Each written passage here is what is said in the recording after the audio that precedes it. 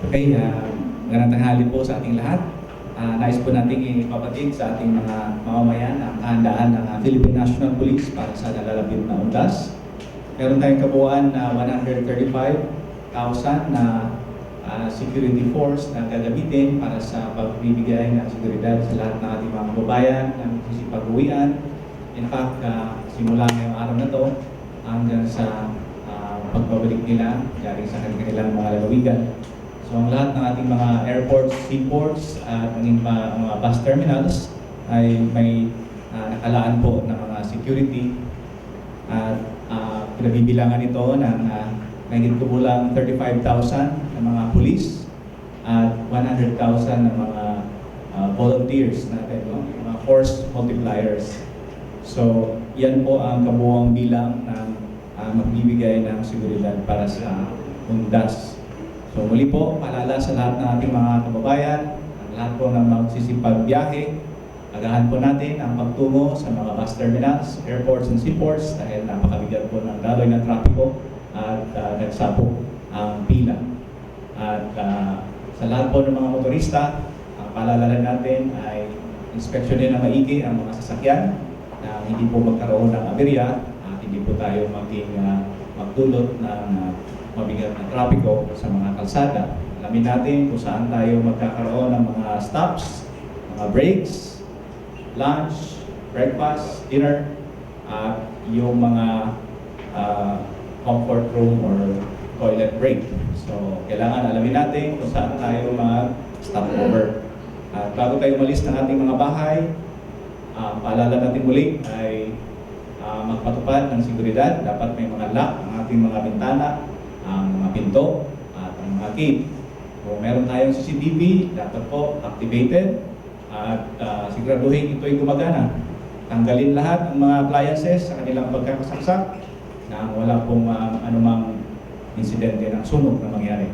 At iwasan po natin ang mag-post agad sa social media ng ating itinerary, ating boarding pass, ating ticket, at maging yung ating reservation ng ating mga hotel kung saan tayo pupunta ay hindi dapat natin pinapagatid sa social media maliban na lamang kung mga personal or mga miyembro sila ng ating pamilya. So napakahalaga na mapanatili natin ang personal security at maging yung safety ng bawat isa. So yun po ang ating update habang nalalapit na ang UNDAS. Para naman sa ating ulat tungkol sa handaan naman ng Civil Security Group para sa mall security at mga firecrackers para na sa holiday season, beginning itong UNDAS na ito, ay narito po sa ating piling ang butihing director ng Civil Security Group, walang iba kundi si Police Major General Roberto Fajardo Jr.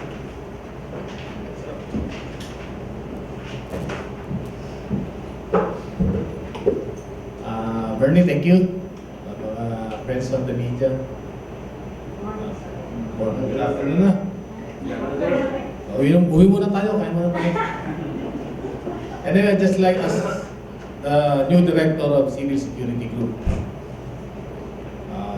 this is also in line with the order of the officer in charge, Police Lieutenant General R.G. Gamboa, the officer in charge of the PNP, in line of the ongoing actually restructuring and revamp sa PNP. The CSG also effected major and historic revamp in firearms and explosive office and social.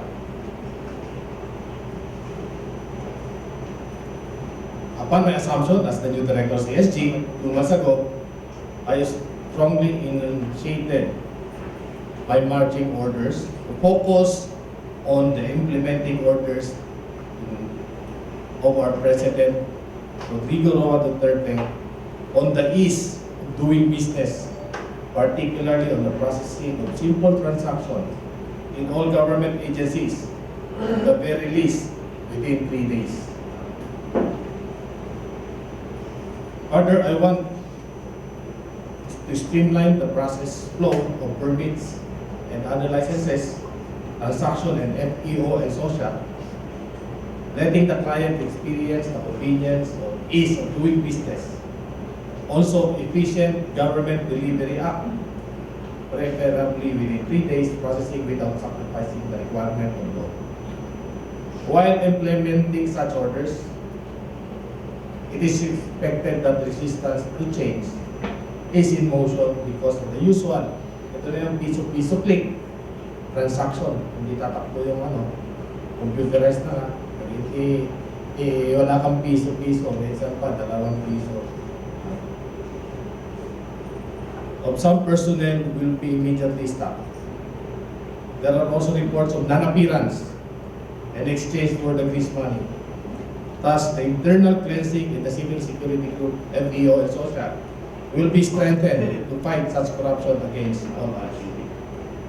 Apart from these sudden changes, it is indeed necessary to reorganize the key position in the entire civil security group, ito na yung social and FEO. To those who are eager to take the lead for bigger and more challenges to make CSG great. With this major revamp, CSG made history and initiated the major revamp within the rank of FEO and SOSA, which affected 27 key officers. 27 key officers. And counting, simula pa lang to. This is just the start.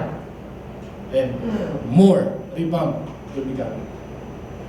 Other assistant chief, kasi hindi lang yung chief affected, to include assistant chief, section chief, are also included in the major revamp in CSG. Kasi sabi ko nga, if the senior officers cannot stop the corruption and FEO and SOSA, maybe the junior officers, kung mga papalit sa kanila, can deliver. This move is considered to be the biggest revamp in the history of CSG, where the atmosphere of change is suddenly felt in every corner of the hall. All chief of offices, I am giving them 2 to 3 months to prove their worth. Ito rin yung utos ni OIC, Lieutenant General Archie Gamboa. Kami rin, meron din kami oversight committee to check on the accomplishment and on the corruption issues. And will be evaluated and prepare for another revamp in the coming months. In line with this, determined on eliminating the bad eggs and encourages the reporting of our client, our stakeholders, involvement of FEO, SOSA, and CSG personnel in illegal transaction or incompetence. So, nandito lang, for inquiries and concern, please call CSG hotline at mobile number 0977-0170-302 for Globe and for Smart 0919-2296-432. Palagi ko sinasabi sa mga tao ko, trust is earned, respect is given, loyalty is demonstrated. Betrayal of any one of those is to lose all three. Thank you and mabuhay po ang PNP, mabuhay tayo lahat. Okay, any questions? Okay, yeah. Sir, anong mangyayari dun sa mga opisyal na aalisin sa pwesto? Ililipat lang ba sila o floating?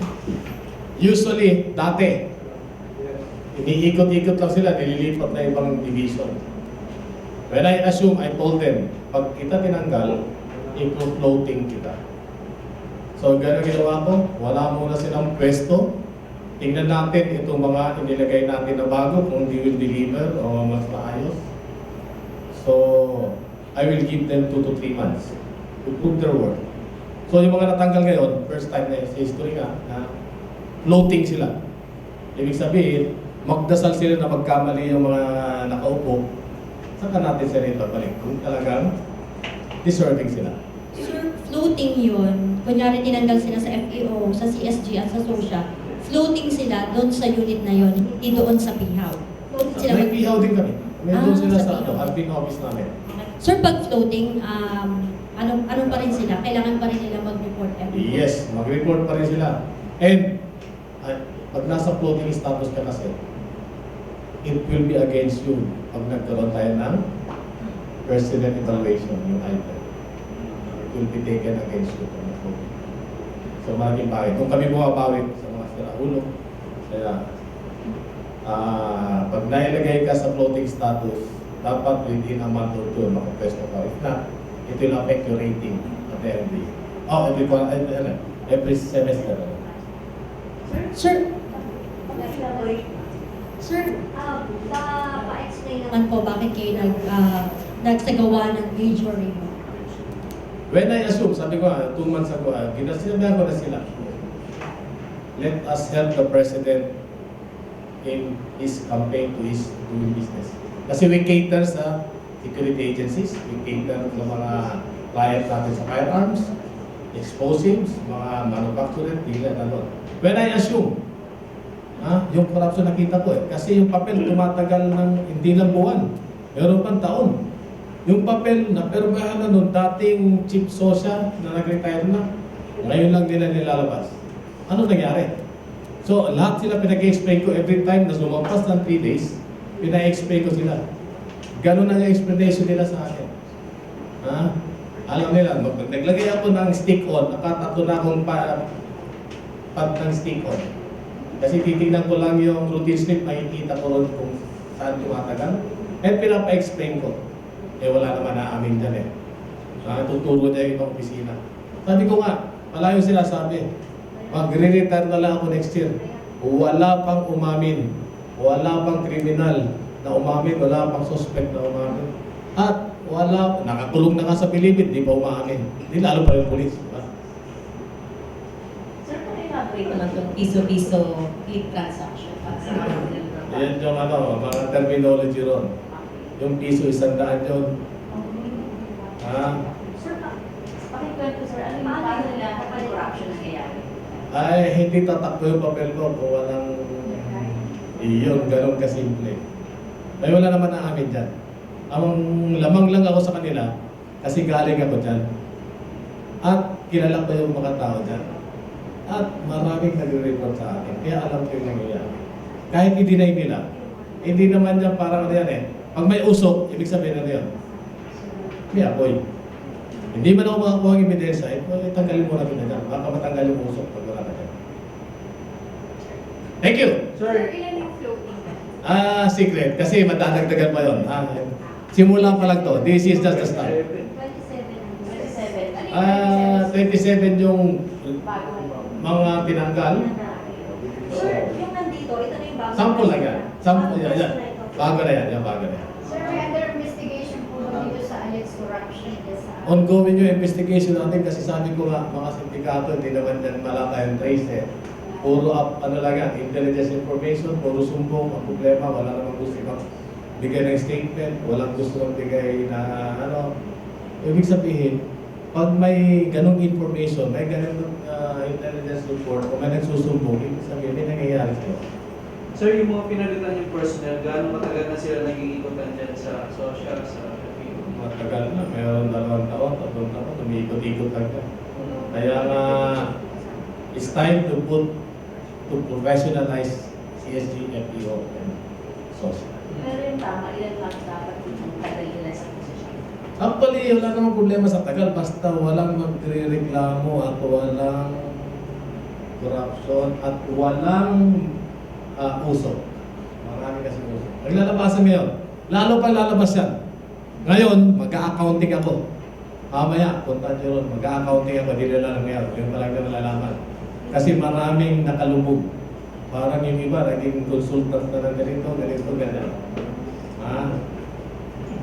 Ngayon, mag-a-account ako. After lunch, hindi nila alam. So I will know kung sino yan. Binigyan ko na instruction yung aking mga division chief to account for their men. And I will again account on Monday kung sino yung wala. Ibig sabihin, mag-report na yun. So alam ko na kung sino. So yun. Mamaya hapon ay magkaroon kami ng accounting report. Kasi mga reporter nga, sabi ko kay Usok na yung listahan na naka-detail doon sa opisina na yon, itong number, pero nakikita lang, ito yung number, mababa. Nasaan ngayon? So, ang reported na information, sabi ko nga, baka yung magkata, nandiyan kayo, nag-report. Nagiging consultant na ng ibang agency, nagiging consultant na ng ibang firearms dealer. So ito yung papasagin natin. Tapos sumusweldo pa rin sila sa May sweldo na, may kita pa. Di ba? Okay! Sir, online na yung process, di ba? Paano pa nakakalusot yung mga ganitong process? Ano bang ginagawa sa'yo online? Ini-click. Pwede ko i-click, wala kang layak kagay.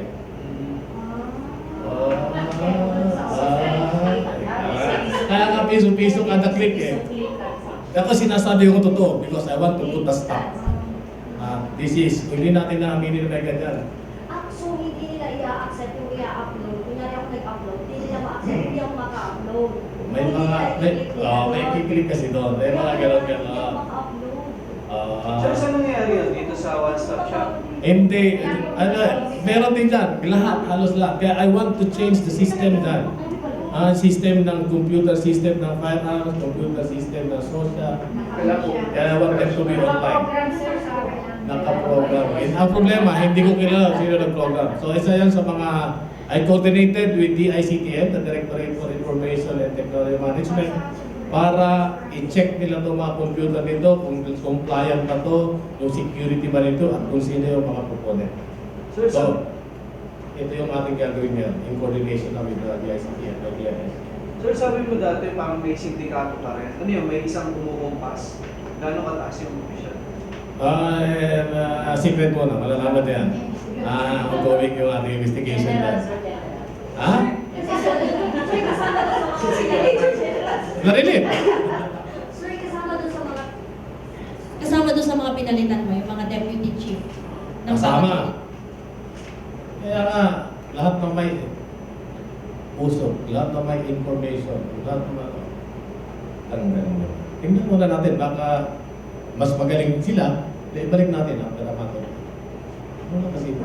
Sir, ano naman po sentiments nila dyan sa arpa po, sir? Ha? Ano po sentiments nila analysis? Sentiment nila?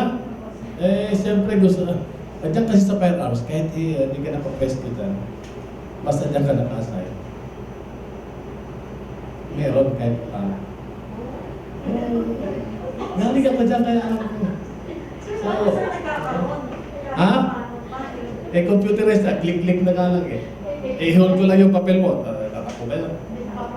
So, because of a million reasons. Thank you! Sir, other topic, sir. Sir, sa mga mall security, sir.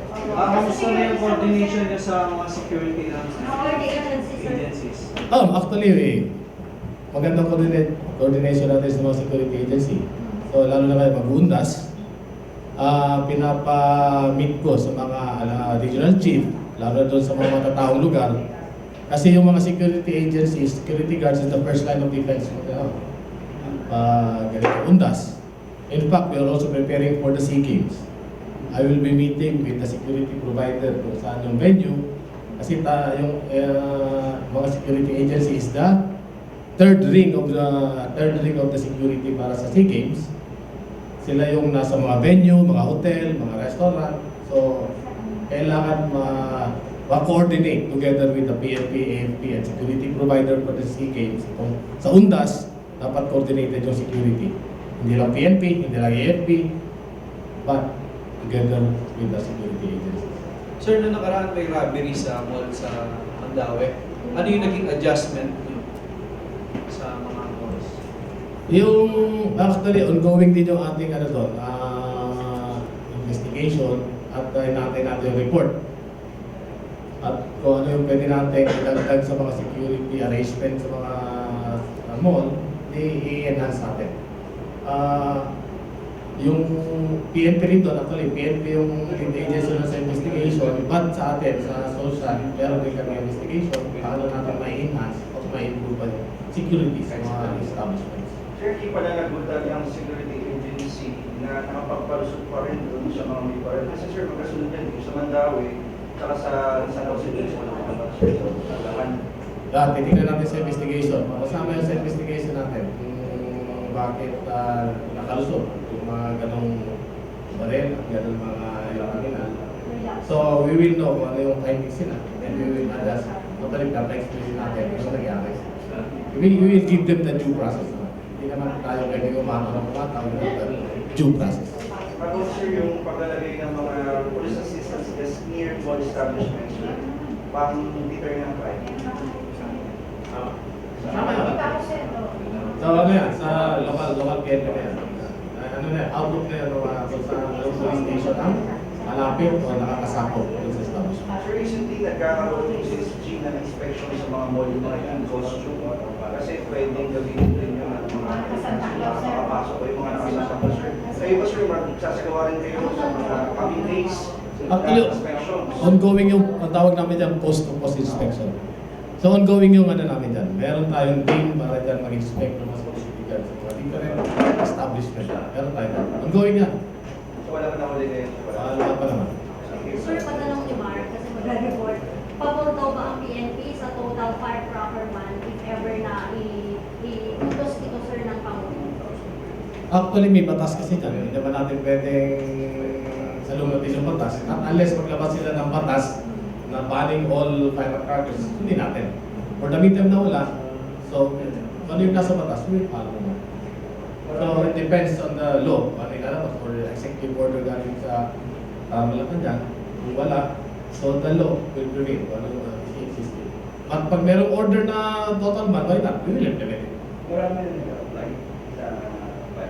Actually, marami na. The moment bago pa lang pumasok ang BER, marami na nag-a-apply ng para sa permits for the firecrackers. Sir, magsasagawa din ba kayo ng mga inspection doon sa Bukawi? Automatic naman yun. Yes. Gano'n na karami binibigay? At hindi ko bilang sa dami. Madami yan. By the hundreds yan. Hindi lang kasi yan dito sa Manila. Hanggang probinsya yan. So, ongoing na yung ano nun, application for firecrackers para firecracker display and yung pag-build. Okay, thank you! So, salamat. Lunes, meron tayong press briefing. Sir, yung 35,000 deploy na yun. Yes, nakadeploy na sila. Effective today. Sir, yung alert for UNDAS kayo na po ito. Sino yung Anong undas? Maring sa Lunes, magsisimula siguro. So, Sir, sa buong sa mga transport terminal, mag-iikot po ba si OIC, sir? Mag-iikot siya. Transport terminal. ang ating pong officer in charge, si Police Lieutenant General Archie Francisco Gambawa ay magkakaroon ng kanyang inspection anytime next week. Sir, Monday, no, full alert na. Yes, Inspection sa mga matataong, di ba? yes, ang mga places of convergence, bus terminals, airports, and seaports. Cemetery, sir. Yes, kasama rin yan. Sir, yung full alert, nationwide na yun. Yes, nationwide. Wala naman security threat, sir.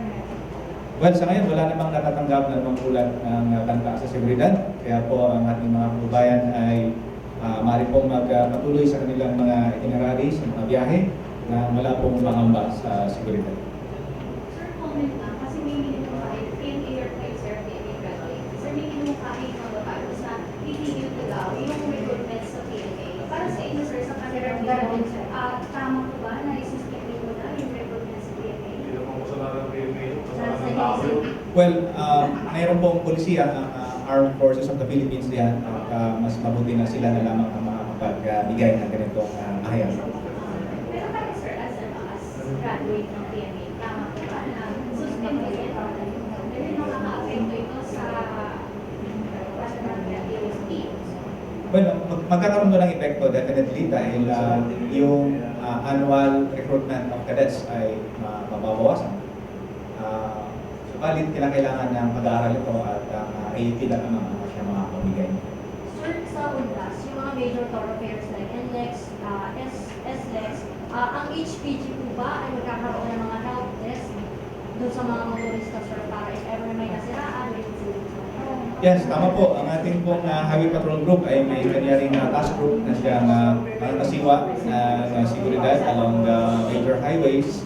At katuwang dyan ang mga local units natin, regional offices. So, ang lahat po ay magtutulong-tulong para sa seguridad at safety ng lahat ng ating mga mamamayan na bibiyahe ngayong weekend patungo sa UNDAS. Sir, reaction lang doon sa statement ni Roberto sa personal interview na hindi daw na nag-work yung drug war ng pamahalaan. Hindi ang tawag na wala naman mag-stop tayo ng in reaction, sir? Well, ang Philippine National Police ay may mandato na magpatupad ng illegal ng mga batas laban sa illegal na droga. At mananatili po ang ating kampanya dahil ito po ay ito yung mandato natin at kailangan kampanan para sa ating mga mamamayan. Pero sir, tingin nyo ba bigo or successful yung drug war? Well, ang ating pong sinagawang anti-illegal drug campaign ay meron pong 82% na approval satisfaction from our public. So yun po ang magiging batayan namin. Kaya nagpapatuloy ang ating kampanya laban sa illegal na droga. So it's successful, sir? Tama ba yun? Tama ba? Sir, may nagpapatanong lang.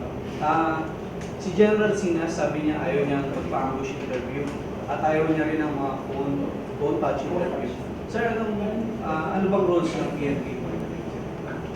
Well, lahat naman ng mga commanders and directors natin ay may kanya-kanya pamamaraan sa kanyang leadership and management. At meron din siyang pamamaraan ng kanyang pamamahayag ng lahat ng kanilang mga accomplishments at mga activities. Susundin na lamang natin yung schedule na maaaring available siya para sa ganitong mga press update at press briefing. Sir, gusto rin kasi ni General Sina empower yung mga station commander, mga district director para sila naman yung na-expose. Kayo ba may plano kayo na gawing nationwide yung order para magkaroon din ng chance yung iba? Well, napakaganda nito. In fact, ongoing na ito. Lahat naman ng ating mga regional offices at mga regional spokespersons ang siyang nagsasalita at binibigyan ng pagkakataon na maibigay ng mga impormasyon sa ating mga mamamayan. At lahat ng mga provincial commanders, mga chiefs of police ay inibigyan po ng authority na siya rin magpahayag ng kanilang mga accomplishments at mga updates. Kung ating mapapansin, tuwing may mga insidente ng krimen, mga local chiefs of police natin na siya nagsasalita. Binibigyan natin ng pagkakataon na makakapangpalan ng ating mga members of the media at yung ating mga mamamayan. Thank you, sir. Okay, maraming salamat po at magandang hapon sa inyo.